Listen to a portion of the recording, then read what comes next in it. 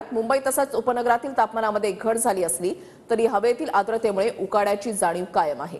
हवामान विभागाने रविवार आणि सोमवारी मुंबईमध्ये उष्णतेच्या लाटेचा इशारा दिलाय। त्यामुळे नागरिकांनी आपलं आरोग्य जपण्याचं आवाहन सुद्धा आरोग्य विभागाकडून केलं जात आहे। आढावा घेतलेला आहे आमचे प्रतिनिधी नंदकिशोर गावडे यांनी। पाहूया। मुंबईत जर पाहायला गेलं तर गेल्या आठवड्याभरात मुंबईतले तापमान 40 डिग्री सेल्सिअसच्या घरात होतं। हेच तापमान जर कमी होऊन 34 आणि 35 डिग्री सेल्सिअसच्या घरात गेले जरी असलं तरी हवेतील जी आर्द्रता आहे त्याच्यामुळे मुंबईत सध्या उकाड्याची जी जाणीव आहे ती कायम असल्याचं आपल्याला पाहायला मिळते। आणि याच दरम्यान रविवार म्हणजे उद्या आणि परवा मुंबईत उष्णतेच्या लाटेचा इशारा हवामान विभागाकडून देण्यात आलेला आपल्याला पाहायला मिळतो।